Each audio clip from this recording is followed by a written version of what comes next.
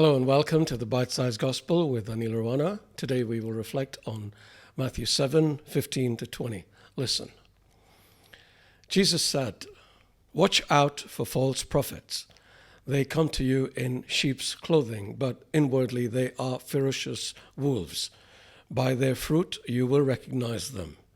Do people pick grapes from thorn bushes or figs from thistles? Likewise, every good tree bears good fruit, but a bad tree bears bad fruit. A good tree cannot bear bad fruit, and a bad tree cannot bear good fruit. Every tree that does not bear good fruit is cut down and thrown into the fire. Thus, by their fruit you will recognize them."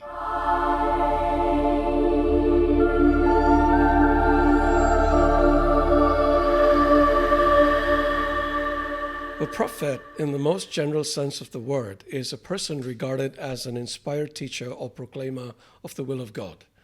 In these days, that would be the preacher who breaks the word of God for you, either from the pulpit or your television screens. There were false prophets in Jesus' time, and there are false prophets today. How does one recognize them? Not through signs and wonders, which even the devil can perform. There is a good example in Acts 16 where a slave girl had the gift of divination, but through the fruit which the enemy cannot duplicate. And what fruit are these?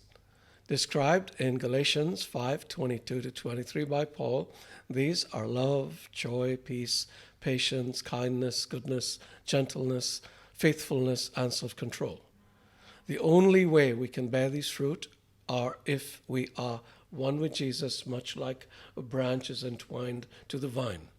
Therefore, we can be pretty sure that a prophet who consistently exhibits these qualities is fairly entwined with Christ. But even as we look at our resident prophets, we might want to look at ourselves too, because it isn't only the prophet we can recognize by their fruit. It's the Christian too. How much fruit are we bearing? If we aren't bearing fruit in abundance, it is because we aren't connected to Christ, who said, "Remain in me as I also remain in you." No branch can bear fruit by itself. It must remain in the vine. Neither can you bear fruit unless you remain in me. If you remain in me and I in you, you will bear much fruit. Apart from me, you can do nothing. Then in words that should encourage all of us, he continues, "If you remain in me and my words remain in you, ask whatever you wish and it will be done for you. This is to my Father's glory, that you bear much fruit, showing yourselves to be my disciples." So, dear friend, let us remain in the vine and bear much fruit. May the Spirit be with you.